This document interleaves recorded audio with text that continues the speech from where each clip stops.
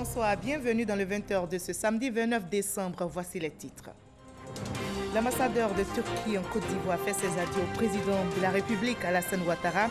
La diplomate turque est en fin de mission. Avant son départ d'Abidjan, elle a été reçue par le chef de l'État. Les deux personnalités ont fait le point de la coopération entre leurs pays.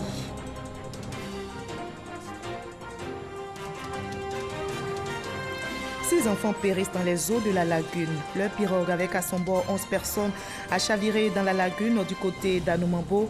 La ministre de la Solidarité, de la Cohésion sociale et de la lutte contre la pauvreté, Maria Toukone, s'est rendue dans les familles des victimes pour exprimer la compassion du gouvernement. Le directeur général des impôts a visité ce samedi des centres des impôts dans le district d'Abidjan. Ouattara Abou est allé remobiliser ses agents pour l'atteinte des objectifs de recettes. La direction générale des impôts a ouvert exceptionnellement ses caisses aujourd'hui pour permettre aux retardataires de se mettre à jour. Enfin, les forces de sécurité égyptiennes ont mené ce samedi 29 décembre plusieurs raids et tué 40 terroristes. L'annonce a été faite par le ministère de l'Intérieur au lendemain de l'attaque aux abords des pyramides des Gizeh. Soyez les bienvenus sur RTI 1. C'est une grande figure de la littérature jeunesse. Elle est essentiellement connue pour ses nouvelles pour enfants. On peut citer Le Petit Garçon Bleu, La Voleuse de Sourire ou encore Le Coq qui ne voulait plus chanter. Vous l'avez deviné, notre invitée de la page culture de ce samedi est Fatou Keïta, écrivaine ivoirienne. Elle enseigne la littérature anglaise à l'université Félix Houphouët-Boigny de Cocody. Écrivaine prolifique, elle a à son actif plus d'une vingtaine d'ouvrages. Le dernier né, L'ogre des plantations de cacao, pointe du doigt le travail des enfants. Bonsoir Fatou Keïta. Bonsoir. Alors, bienvenue sur notre plateau. Merci de me recevoir. L'ogre des plantations de cacao, votre dernier ouvrage, traite entre autres de la question du travail des enfants. Dites-nous pourquoi vous vous êtes intéressé cette fois-ci à ce sujet. Disons que je fais partie des gens qui se battent pour les enfants, quels qu'ils soient, et pour les injustices qu'ils subissent. Donc, tous les sujets qui touchent les enfants Tout vous qui touche intéressent. les enfants. Ouais. Vous nous en direz donc davantage dans la page culture. On va se retrouver dans une trentaine de minutes. À tout à l'heure pour parler de la lutte contre le travail des enfants et bien d'autres sujets. Avec plaisir.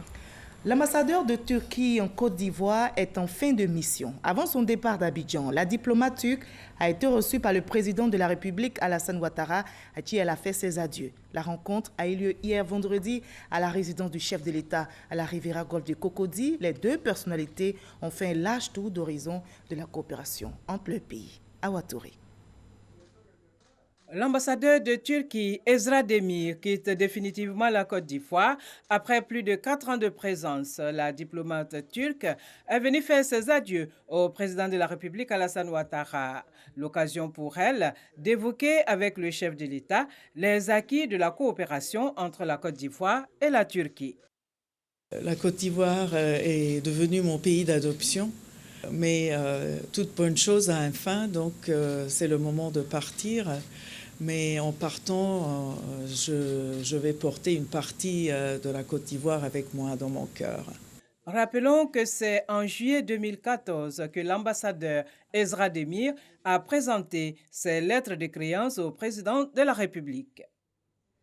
On en arrive à ce drame survenu la nuit dernière dans la commune de Makori. Une pirogue de fortune avec à son bord 11 personnes a chaviré dans la lagune et brillé du côté d'Anoumambo. 6 enfants ont trouvé la mort par noyade. La ministre Maria Toukone s'est rendue sur les lieux du drame et dans les familles des victimes pour exprimer la compassion du gouvernement. Le témoignage de Jean-Luc Gbagbo. Les Ivoiriens se sont réveillés ce samedi avec un autre drame. 6 enfants ont péri dans la lagune entre les berges de l'INGS et d'Anoumambo à Makori. La pirogue dans laquelle ils se trouvaient s'est renversée, causant leur mort par noyade. Hier, aux environs de 1h11, nous avons été alertés pour une pirogue transportant des personnes qui se seraient renversées. Donc à 1h20, nous sommes arrivés et automatiquement, après les renseignements, il s'agissait des enfants. Et j'ai automatiquement engagé une équipe pour pouvoir procéder aux recherches. Et le résultat était qu'ils étaient au nombre de 11. Et il y a 5 qui ont pu s'en sortir avant qu'on arrive. Et il y a eu 6 qui sont restés noyés. Et on a pu repêcher tous les 6 corps.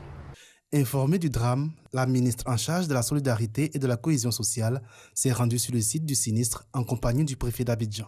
C'est un nouveau drame sur les plans d'eau. C'est triste et c'est le lieu de rappeler nos concitoyens à la prudence pendant ces périodes de fête. Nous allons également proposer avec les autorités en charge des questions de transport une interdiction à partir d'une certaine heure. On dénombre malheureusement 6 morts, 6 enfants, 3 filles, 3 garçons, dont l'âge varie entre 11 et 20 ans. Et nous disons Yako. Nous déplorons ce drame qui s'est déroulé en pleine nuit dans une petite embarcation, une toute petite embarcation pour 11 personnes qui étaient certainement en fête. C'est vrai que c'est la période des fêtes, mais il faut vraiment faire attention. Maria Toukone s'est ensuite rendue dans chacune des familles endeuillées pour apporter le réconfort et la compassion du gouvernement. Elle s'est également rendue à la morgue de Port-Boué où les corps des victimes ont été transportés par les sapeurs-pompiers. On ouvre le chapitre politique de ce 20 heures. Le président du mouvement sur les traces d'Houphouët-Boigny, Kobena Kwasi Adjumani, a eu une rencontre avec les membres fondateurs de ce mouvement. Il a évoqué avec eux les défis qui attendent le mouvement sur les traces d'Houphouët-Boigny. On en sait plus avec notre reporter Herman Givé. Saluer l'engagement des membres fondateurs du mouvement sur les traces d'Houphouët-Boigny. Réfléchir sur les défis à venir, mais se donner surtout les moyens de les relever. Voici tout le sens de cette rencontre entre le président du mouvement sur les traces d'Houphouët-Boigny, Kobena Kwasi Adjumani, avec les membres fondateurs de ce mouvement. Une occasion pour Kobena Kwasi Adjumani de rendre hommage à ceux qu'il considère comme de vaillants compagnons, mais également de faire part de sa vision en tant que président de ce mouvement pour 2019. Je suis fier de ce que nous avons réalisé en si peu de temps.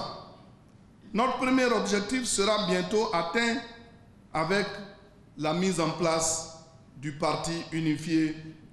L'année 2019 est une année de défis, une année déterminante, qui est même décisive avant 2020. C'est un virage que nous ne pouvons pas rater, car les espoirs placés en nous sont énormes. Nous devons davantage être présents sur le terrain, ratisser plus large. Nous devons mieux nous structurer, mieux nous organiser, mieux coordonner nos actions pour être plus efficaces. Kobena Kwasi Adjumani s'est également réjoui de pouvoir compter sur le soutien accordé à son mouvement par les jeunes et les femmes. À travers nos différents meetings politiques qui ont été un succès à tous les niveaux, nous avons démontré que les bases du PDCI-RDA adhèrent massivement au parti unifié et que ce projet tient à cœur aux Ivoiriens. Une rencontre qui, selon le président du mouvement sur les traces d'Houphouët-Boigny, a permis de garder allumée la flamme de la mobilisation pour le congrès constitutif du RHDP qui se tiendra le 26 janvier prochain. L'amicale des anciens de la Fédération estudiantine de Côte d'Ivoire pour le rassemblement des Oufouettistes pour la démocratie et la paix en abrégé, 2AFESI RHDP, vient de voir le jour. Et lors de cette sortie officielle, des anciens de la FESI ont réaffirmé leur soutien aux actions de développement et de paix du président de la République, Alassane Ouattara. Olivier Iriebi, Moussa Konati. Des anciens militants de la Fédération estudiantine et scolaire de Côte d'Ivoire saluent les actions de développement et de cohésion sociale menées par le chef de l'État et son gouvernement.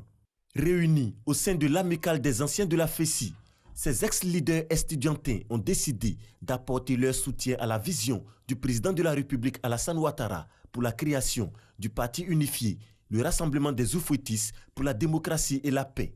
La 2AFESI est née pour soutenir les RHDP. Lorsque nous étions à l'université, on a lutté pour des meilleures conditions de vie et de travail pour les étudiants et élèves de Côte d'Ivoire. Aujourd'hui, nous constatons qu'à l'arrivée de Dr Alassane Ouattara, des écoles sont construites partout. Des écoles de proximité, des universités, des centres partout, nous ne pouvons que soutenir cela. Le président Alassane Ouattara et son gouvernement conduit par le premier ministre Gon Coulibaly ont fait un bon travail pour la Côte d'Ivoire. Et nous appelons tous les Ivoiriens à soutenir cette action. Prêt à investir le territoire national pour mobiliser des sympathisants, l'amicale des anciens de la FESI entend battre le rappel des troupes pour le congrès constitutif du RHDP le 26 janvier 2019.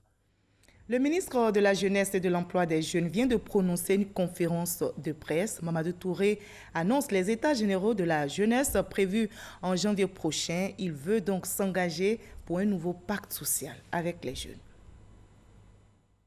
Bientôt, des états généraux de la jeunesse du 9 au 11 janvier prochain au Palais de la Culture. Ces assises auront pour objectif contribuer à l'amélioration des politiques et initiatives menées en faveur des jeunes. C'est l'essentiel du message du ministre Mamadou Touré en charge de la jeunesse et de l'emploi des jeunes au cours de cette rencontre avec les journalistes. Il s'agira pour nous, à travers cet exercice, de prendre un départ nouveau avec donc les jeunes qui souhaitent un contrat social entre eux-mêmes et les différents gouvernants, mais aussi entre eux et les différents partenaires qui œuvrent donc, dans leur sens. Nous aurons une mobilisation des experts nationaux et internationaux. Je peux annoncer déjà que nous avons 2 pays qui seront donc des pays invités à ces états généraux. Je parle du Sénégal et du Burkina. Le porte-parole adjoint du gouvernement a indiqué la nécessité de rendre flexibles les conditions d'accès aux fonds alloués à la jeunesse. La rigidité des procédures aujourd'hui est un frein pour permettre à un plus grand nombre de jeunes. Ce n'est pas un problème de ressources, mais c'est un problème de rigidité donc des procédures administratives. Donc nous sommes en train de travailler pour lever donc tous ces freins-là pour que beaucoup de jeunes qui veulent entreprendre et qui donnent des garanties en termes donc de succès de leur projet puissent bénéficier donc de financement. Plus de 77% de la population ivoirienne a moins de 35 ans selon le recensement général de 2014. Les états généraux de la jeunesse sont également l'occasion pour les initiateurs d'adresser les questions telles l'immigration irrégulière, les grossesses précoces et le VIH-Sida. Voilà, le ministère de la Jeunesse et de l'Emploi des Jeunes engage un nouveau pacte social avec les jeunes. Un reportage est réalisé pour vous par Franck Quadio. Je l'annonçais dans les titres. Le directeur général des impôts a visité ce samedi des centres des impôts du district d'Abidjan. Ouattara Siabou est allé remobiliser ses agents pour l'atteinte des objectifs de recettes. La direction générale des impôts a ouvert exceptionnellement ses caisses aujourd'hui pour permettre aux retardataires des impôts fonciers de se mettre en règle. Jean-Luc Bangbo. Nous sommes samedi et pourtant dans cette direction des impôts située dans la commune de Cocody, les contribuables se succèdent aux caisses pour s'acquitter de leurs impôts fonciers. Ils profitent de l'ouverture exceptionnelle des guichets en ce jour, consentie par la Direction générale des impôts. Je suis venu payer les impôts fonciers de l'année. Comme c'est samedi que la Direction des impôts a donné un jour de plus pour nous les contribuables de nous acquitter de nos obligations fiscales. Nous en profitons parce que ce n'est pas toujours évident dans la semaine. Ça nous réjouit, cet effort qui a été fait. Nous disons aussi merci à tous ceux qui travaillent dans les services des impôts parce que ce n'est pas évident de travailler vendredi et le samedi. C'est une belle initiative et nous tâcherons aussi vraiment de nous y prendre plus tôt pour ne pas trop stresser les employés. Les agents, eux, sont au rendez-vous en ce jour de travail inhabituel. Je pensais ne pas avoir de contribuables en venant ici, mais le message du directeur général est bel et bien passé. Mais on aurait voulu que les contribuables viennent le plus tôt possible. On attend tous au dernier moment et on a des files de rang à n'en point finir. C'est un peu épuisant quand même. En vue de remobiliser ces troupes et toucher du doigt leur réalité en cette fin d'année, le directeur général des impôts, initiateur de cette ouverture exceptionnelle des guichets, a entrepris une visite à ses agents. Les centres de la Riviera, de Plateau, Cocody Centre et de Biétry ont ainsi été visités. Nous avons initié un certain nombre d'opérations, des opérations de nuit, des opérations de contrôle de patentes et vignettes. Et il était bon que nous puissions accompagner ces mesures-là d'autres dispositions, notamment ouvrir nos guichets et nos services aujourd'hui samedi, pour permettre à nos concitoyens qui sont en retard de leurs obligations fiscales de pouvoir donc se mettre à jour. Les projections de recettes brutes attendues pour l'année 2018 sont de 2263,4 milliards de francs CFA. Au thème des 3 premiers trimestres, la Direction générale des impôts avait collecté 1641 milliards de francs CFA et pour le dernier trimestre, ce sont 531,8 milliards de francs CFA qui devront être collectés afin d'atteindre les objectifs fixés en début d'année. 2019 avance à grands pas. L'équipe municipale de Yamoussoukro s'investit donc dans la sécurité des populations en cette période de fête de fin d'année. Le maire Nyangbe Kwaku Jean et son équipe ont fait don de bons de carburant d'un montant de plus de 5 millions de francs CFA aux forces de défense et de sécurité de la ville de Yamoussoukro. On en sait plus avec notre reporter Mamadou Kwasi. Des bons de carburant d'une valeur de 5 500 000 francs CFA. C'est le don de l'équipe municipale de Yamoussoukro aux différentes unités de forces de défense et de sécurité de sa localité. Un appui à ces forces dans leur mission de sécurisation des biens et des personnes en cette période de fête de fin d'année. Le maire Jean Kwaku Nyanagbe et son équipe soutiennent que cette action s'inscrit également dans la nouvelle politique de développement de la capitale ivoirienne, qui est la gestion participative, en incluant toutes les composantes de la société. La célébration de la Saint-Sylvestre, nous savons les problèmes que nous connaissons partout. Et donc nous savons que nos forces de l'ordre et de sécurité seront sollicitées. Il faut les aider à nous aider. C'est pourquoi le conseil municipal a demandé à ce que nous donnons un peu de moyens. Un peu. Ce n'est pas beaucoup. Mais nous savons le dicton, nous connaissons le dicton. La plus belle fille peut donner ce qu'elle a. Présent à cette cérémonie, le préfet de Yamoussoukro a félicité l'équipe municipale pour cette initiative citoyenne. Broukwame a invité la population à la vigilance et surtout à une franche collaboration avec la police et la gendarmerie. La collaboration entre la population et les forces de sécurité doit être vraiment très bonne pour que la sécurité soit plus efficace. Et donc, au-delà de ce que le maire a donné, je lance un appel à tout le monde et à toute la population pour que cette collaboration soit de plus en plus efficace, concrète sur le terrain. Ensemble, nous puissions venir à bout de la sécurité. La police, la gendarmerie, les sapeurs-pompiers militaires et le CCDO sont les principaux bénéficiaires de ce don de carburant.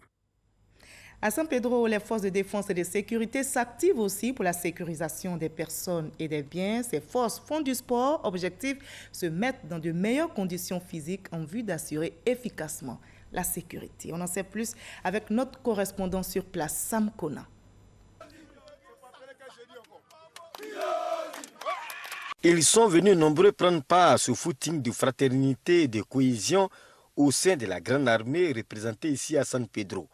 De l'artère principale au 2e arrondissement de police, en passant par le quartier Bardo, les hommes en armes ont parcouru plus de 15 km.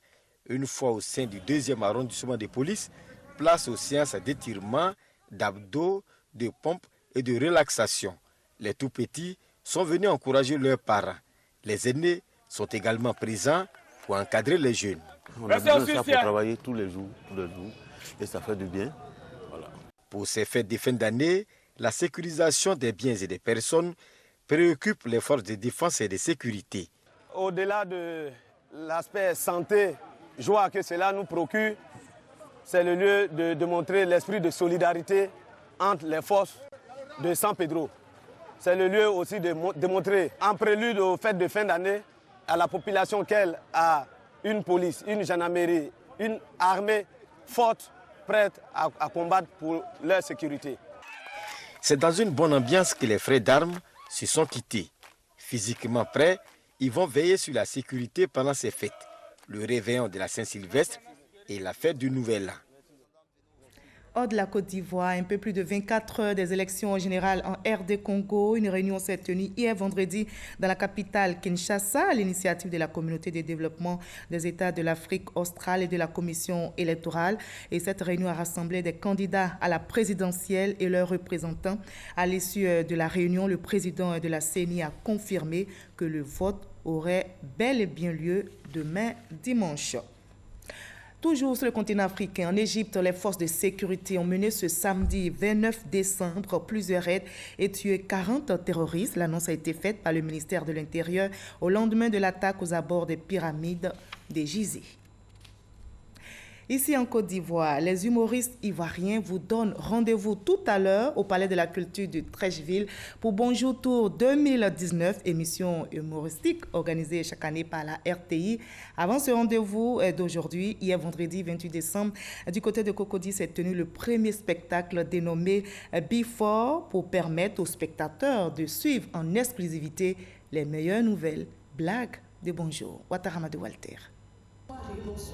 La 12e édition de l'émission télé Bonjour de la RTI est marquée par une innovation. C'est le Before. Une première partie dédiée à un public sélect tenu à l'espace event dans la commune de Cocody. Le droit d'entrée, fixé à 30 000 francs CFA, n'a rien enlevé à la détermination des amoureux de Bonjour. Venus nombreux, célébrer l'humour à la sauce ivoirienne, européen, canadien ou africain, ces spectateurs ont donc fait le déplacement depuis certaines villes du pays et même de l'étranger. Ils n'ont pas boudé le plaisir du riz qui annonce une bonne année 2019. En plus, des spectateurs sont répartis avec des présents offerts par les partenaires de la RTI. C'est une émission extraordinaire qui va au-delà de la Côte d'Ivoire. Quand on cause avec nos filles qui sont à l'extérieur, et nous parlent de cette émission. Vraiment, c'est une émission qu'il faut toujours promouvoir, encourager. Le riz, c'est un remède, comme l'a dit un humoriste. Quand on rit, ça nous détend. Ça nous évite l'hypertension, ça nous évite beaucoup de choses. Pour l'équipe de production de l'émission Bonjour, le coup d'essai du Before est un succès qui laisse entrevoir ce qui va se passer ce soir au Palais de la Culture de Trècheville. Les couleurs du Bonjour traditionnel dénommé le Classico sont ainsi bien annoncées. Pour une première, ça a été un coup de maître et là, on salue ce public qui a été vraiment un public vraiment qui a donné le meilleur aussi. C'est votre événement. Il reste encore quelques tickets. Il faut prendre et réserver vos places. Bonjour le Classico, c'est une autre affaire. Dans un cadre glamour, assorti de l'apéro et dîner au menu varié, une dizaine d'humoristes, dont 2 nouvelles figures, ont tenu en haleine le public 2 heures durant. À l'enfer, wallahi, il n'y a pas shawarma. À l'enfer, wallahi, il n'y a pas poulet barasé là-bas. Tu écoutes, ton mari est pour. Qui va changer vos ampoules? Est-ce que ta maman, elle est là? Non, ma maman n'est pas là, hein, d'accord. Et ton papa, est-ce qu'il est là? Non, lui aussi n'est pas là. Ma fille, à mon cœur et main. Je vais vous remercier tous d'être venus. Voilà, et la RTI vous convie donc tout à l'heure après ce journal au Palais de la Culture de Trècheville pour suivre Bonjour Tour 2019. Et toujours dans la page culture, nous parlons maintenant du bourri, du yaka yaka. Ce sont des danses et des rites qui constituent la richesse des arts visuels. En pays lobby, dans le nord-est ivoirien, des danses qui pour la plupart avaient disparu depuis des décennies et qui sont remises au goût du jour par le biais du festival des danses traditionnelles du Bunkani. Franck Quadio a fait un tour. Ce sont pour la plupart des agriculteurs, des éleveurs, des travailleurs dans divers domaines. Mais venu le temps du Festibo, le festival des danses traditionnelles du Bunkani, célébrer leurs valeurs traditionnelles. Cette 6e édition met l'accent sur la compétition, l'année précédente étant axée sur un circuit d'exhibition. 13 groupes en compétition et une demi-douzaine en démonstration. Battant le sol, remuant les épaules, les danseurs de bourri, danse typique en pays lobby, sont de la partie. Les Koulango, les tuteurs, et les autres peuples, les Camarades, entre autres, et leurs alliés, la scène occupée par les rythmes du terroir. En superstar, le Yaka Yaka de Camarasso, une danse initiatique qui sort en cas de décès d'un patriarche, par exemple.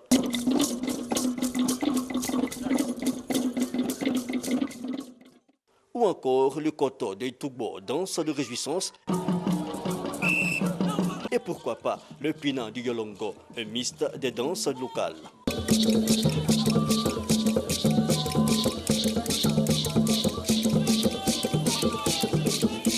La danse, mais aussi l'art culinaire et une thématique jeunesse et migration clandestine, un thème à propos selon autorités administratives et collectivités. Pour le président du conseil régional, Ian Philippe, président du Festibo, ce festival est l'occasion d'appeler à la cohésion les mêmes cultures et les mêmes peuples, un prétexte donc pour mettre en synergie les potentialités pour le développement de la région. Des valeurs de vie et d'avenir à travers la célébration culturelle. Le festival a duré 3 jours. Le volet compétition remporté par le Dioro de Gongobel. Et le voyage culturel dans cette édition se poursuit. Je vous invite maintenant à découvrir la 8e édition du Tchologo Festival.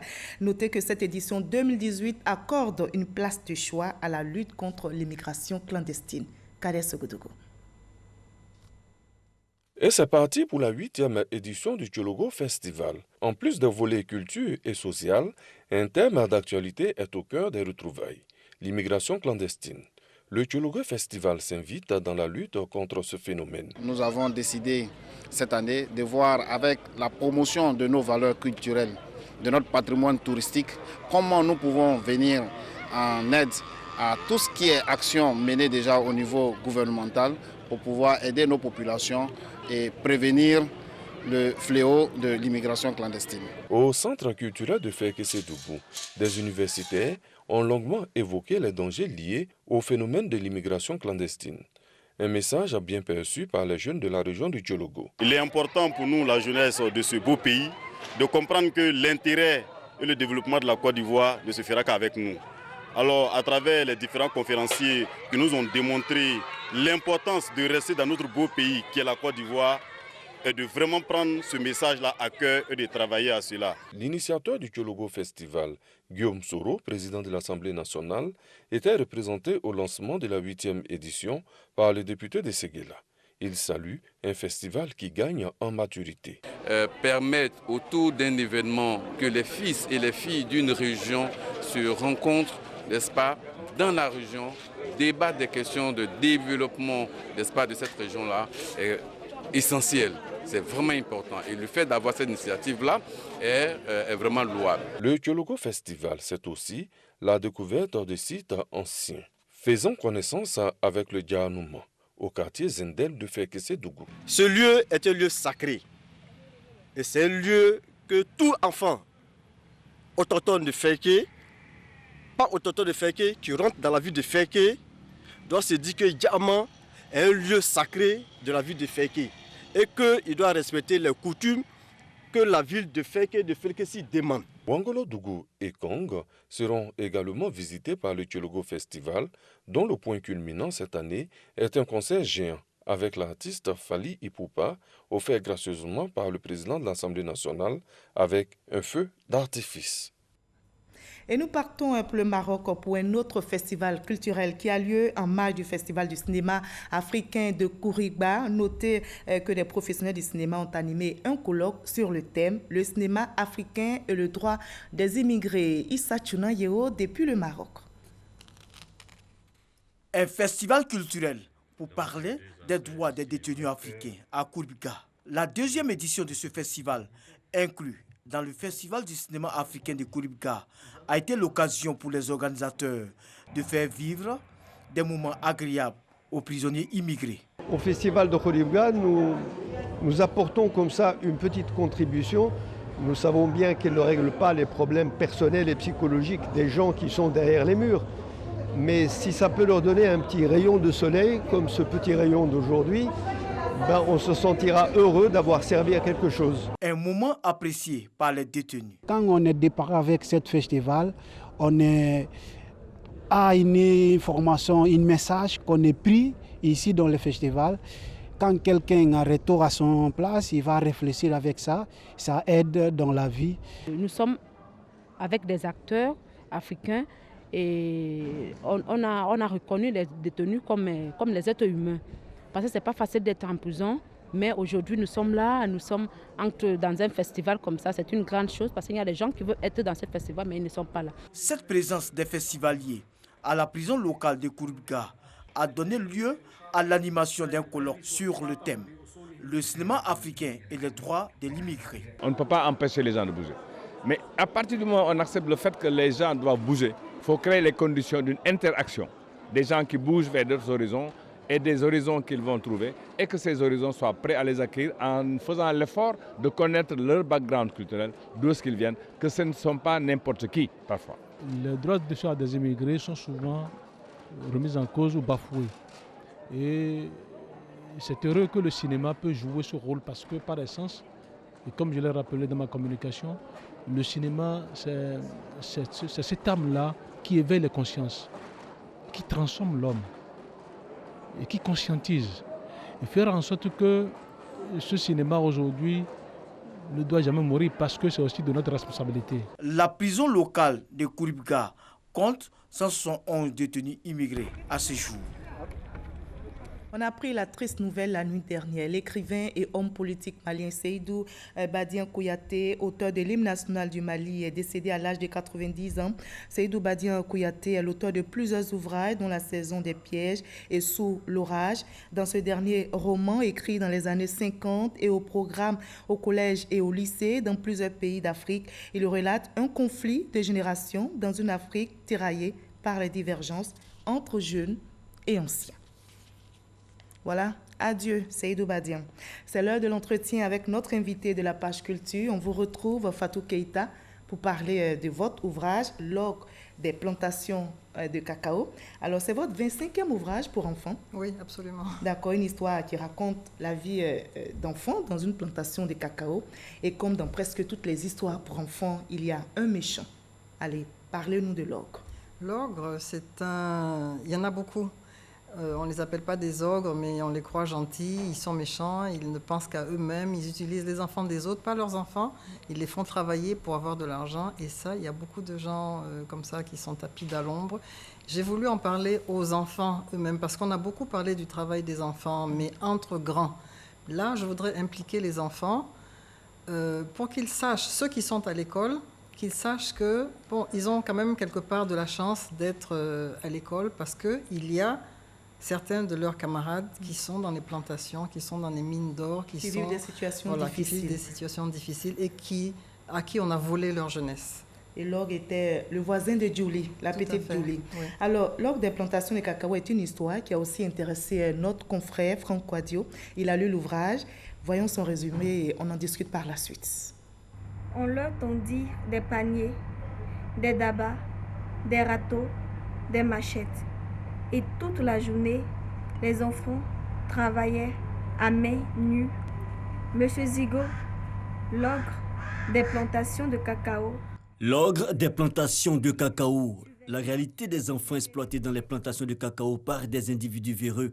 Une fiction en 31 pages, un récit illustré en couleurs, relevant ou révélant la noirceur d'une réalité dans un décor fictif en bande dessinée. L'univers du dessin pour enfants, empruntant le langage familier, c'est la tasse de thé de Fatou Keïta. Interpellé donc d'écrire en gardant la trame de la figure héroïque de l'enfant téméraire, illustrée par un personnage, Julie, une fillette qui démantèle à elle seule un réseau de trafic d'enfants dans des champs de cacao. Dénoncé, mais aussi initié à la lecture, le livre ou l'œuvre permet donc à enfants et parents de s'enrichir au-delà des lignes, expression d'une vision didactique donc de la lecture. N'oublions pas que l'auteur est enseignant-chercheur au département d'anglais de l'université Félix Houphouët-Boigny à Cocody.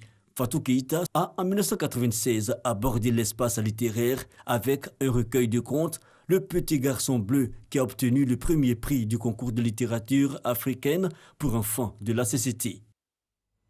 Voilà, en toile de fond de cet ouvrage, le travail des enfants ici dans la cacao culture. Dites-nous, que voulez-vous exprimer? Je veux exprimer un petit peu, bon, de toute façon, mon attachement au problème des enfants et au fait que c'est injuste de priver un enfant de sa jeunesse. Un enfant tout jeune, il doit pouvoir jouer pour grandir. Je suis sûre que les gens qui sont méchants, ce sont des gens qui n'ont pas eu de jeunesse. Il faut avoir eu une jeunesse pour aimer les autres. Et si on prive ces enfants-là de leur jeunesse, on les fait travailler des travaux ardus, sous le soleil, sans repas convenable, ça n'est pas sérieux, ça n'est pas correct. Et dans cet ouvrage, vous pointez du doigt le travail des enfants dans la cacao culture. Bon, c'est un exemple. Les enfants qui travaillent, il y en a partout. D'accord. Et justement, en parlant du travail des enfants dans la cacao culture, ou bien du travail des enfants en général, la Côte d'Ivoire mène des actions depuis des années pour venir à bout du travail des enfants. Il a été mis en place, vous vous souvenez d'ailleurs, le Comité national de surveillance et le Comité interministériel de lutte contre la traite, excusez-moi, l'exploitation et les pires formes de travail des enfants. La première dame ivoirienne d'ailleurs est fortement engagée. Alors dites-nous, y a-t-il des raisons de s'inquiéter encore selon vous? Oh, je malgré crois toutes ces actions il y a de quoi s'inquiéter. Parce que, par exemple, même quand on parle du problème de l'excision, par exemple, il y a eu des lois, etc., mais ça continue. Donc, il faut être vigilant. Il faut être vigilant. Et moi, je voudrais justement m'adresser aux enfants, qu'ils soient vigilants. Ils peuvent avoir un petit camarade dans le quartier à qui on fait faire des travaux, qui ne va pas à l'école, etc. On a dit l'école est obligatoire. L'école est obligatoire. Il faut amener les enfants à l'école. Il faut que les enfants puissent s'épanouir, s'ouvrir l'esprit et être intelligents comme les autres. Voilà. Vous avez parlé de la Première Dame. C'est aussi un clin d'œil à ces bibliobus, puisqu'elle a fait des bibliobus pour les enfants. Voilà. À maltraiter les enfants et a été transformé en bibliobus. Alors parlons de votre héroïne, votre personnage principal, Julie. C'est une fille. Oui. C'est elle qui entreprend d'ailleurs de sauver ses petits camarades de l'enfer qu'ils vivent. Alors c'est la plume de la féministe qui nous revient là? Oui, quelque part. Je crois que c'est bien de pas un choix fortuit, oui, d'une petite fille. Je crois que c'est délibéré. Bon, j'essaye quand j'écris mes histoires de mélanger, de mettre soit un personnage masculin ou un féminin. Mais là, bon, une fille qui est brave et qui va sauver les enfants, etc. Bon, c'est bien que ça soit une fille, hein, parce et elle va se retrouver dans l'enfer, hein, tout à fait. Avec les autres. Voilà, elle va assumer. Et puis bon, c'est grâce à elle que les enfants seront sauvés. Et des filles téméraires, des filles qui se battent, ben, ça existe. Hein. Et surtout que c'est une petite fille, justement, son bourreau sera emprisonné. Oui, tout à fait. Alors, dans l'ordre des plantations de cacao, vous évoquez également, je disais tantôt, le sujet de la lecture. Oui. Le car qui servait de prison pour les enfants sera transformé en bibliobus. Alors, pour vous, la lecture reste une âme puissante. Pour quel usage? Absolument. Pour quel usage? Le livre, ça fait voyager. Ça fait voyager, ça fait découvrir le monde, ça fait, pour les enfants qui sont à l'école, ça augmente leur vocabulaire, ça leur donne du vocabulaire. C'est le livre, la lecture, je veux dire, c'est ce qui fait l'homme de demain. Les enfants qui vont à l'école, quand ils ont pris l'habitude de lire très jeunes, mais c'est un atout extraordinaire pour poursuivre leurs études. Donc il faut leur apprendre, dès qu'ils sont tout petits, à aimer le livre, à le respecter, à lire, et puis ça les fait voyager, ça les fait rêver. Et même vous dites qu'on peut apprendre à lire aux enfants, aux bébés de 9 mois. Absolument, les bébés de 9 mois, on peut, non, pas leur apprendre à lire, mais on peut leur raconter des histoires. D'accord, même le bébé de 9 mois, absolument. Il entend, il comprend. Il entend, il peut comprendre selon, bon évidemment il faut adapter son langage quand on parle à un tout petit, quand on parle à un enfant un peu plus grand. Mais bien sûr que les enfants, ils sont attentifs, ils regardent, ils voient les images, ils peuvent comprendre tout à fait quand on leur parle. Et le livre, c'est le livre qui vous a fait. Alors, une autre thématique revient souvent dans vos livres, la tolérance. Pour cela, vous faites appel au droit à la différence, au droit de rester qui on est dans une société. C'est un sujet qui vous tient à cœur? C'est un sujet qui me tient absolument à cœur, notamment les enfants handicapés, par exemple, IMC, que l'on traite pour des bons-à-rien et pour lesquels on n'a pas beaucoup de compassion en Afrique, je crois. C'est un gros problème et je me sens particulièrement engagée dans cette lutte-là pour leurs droits, d'autant que, bon, personnellement, j'ai vécu et je vis avec des enfants différents, des enfants en difficulté. Je crois que ces enfants-là méritent du monde entier. D'accord. Alors, dans l'ordre des plantations, vous abordez donc plusieurs thématiques. La lutte contre le travail des enfants, inculquer la lecture, le goût de la lecture aux enfants. C'est quand même un livre pour enfants après tout, l'ordre des plantations de cacao. Alors, comment vous vous assurez que ceux à qui vous vous adressez arrivent à comprendre ce que vous exprimez? Oh, le livre est très bien illustré grâce à Zoré, d'ailleurs, que je voudrais remercier au passage. Quand on regarde les images, on comprend tout de suite, hein, même sans lire le livre, sans savoir lire. Donc vous mettez l'accent sur l'image. Absolument. Je travaille avec les illustrateurs, j'ai toujours fait ça. Je leur dis exactement ce que je veux par rapport au texte, de telle sorte que texte et image vont ensemble. Donc il y a une cohérence. Il y a une cohérence, voilà. Un enfant même qui ne lit pas à qui on raconte l'histoire, mais il voit très bien ce que vous êtes en train de dire, puisque c'est illustré en fonction des textes qui sont sur les pages. Donc vraiment, texte et image vont ensemble pour le bonheur des enfants, pour le bonheur des grands aussi. D'accord. Alors cela fait plus de 20 ans que vous publiez des albums jeunesse. Quel regard portez-vous sur l'évolution de la littérature jeunesse africaine? Il y a eu beaucoup d'évolutions. Je veux dire, il y a beaucoup de livres maintenant, de beaux livres, de très jolis livres, et vraiment, je m'en réjouis. Je crois que nous faisons de la bonne littérature jeunesse maintenant. Nos livres sont exportables, et voilà. Et nous sommes parfois primés à l'international. Il ne faut pas croire. Les gens suivent ce que nous faisons, et ils se rendent compte que nous faisons de la concurrence à leurs livres occidentaux qui ne sont pas les meilleurs et que nous aussi nous avançons et que voilà. Et les gens suivent vraiment ce que vous faites puisque vous avez reçu plusieurs prix au plan national comme international et l'appétit venant manger. Vous êtes très gourmande, vous êtes prolifique. Vous venez d'être nominée pour le prix Astrid Lindgren Memorial Award. C'est le plus grand prix au monde en littérature jeunesse. Alors qu'est-ce que ce prix représente pour vous? Alors, je n'ai pas eu le prix, hein. Je oui, suis vous nominée. Êtes nominée, voilà. Alors dites-nous, on pense... Il y a à peu près 250 candidats venus du monde entier, 64 pays. Déjà, le fait d'être nominé, c'est une consécration pour moi. Je suis vraiment fière de représenter la Côte d'Ivoire dans ce qu'il y a de meilleur dans la littérature jeunesse. Voilà, c'est une reconnaissance à l'international. Et j'en suis très, très fière. Merci beaucoup, Fatou Keïta, d'avoir été notre invitée de la page culture de ce samedi. Avec vous, on va dire encore non au travail des enfants. Absolument. Oui à leur éducation. Leur place est à l'école. À l'école. Merci d'avoir été avec nous. Vous l'avez compris, ce journal est terminé. Il a été supervisé par Michel Mambo, réalisé par RB Coeur. Merci à toute l'équipe technique et surtout à vous de continuer à nous suivre à travers le monde. À demain 20h.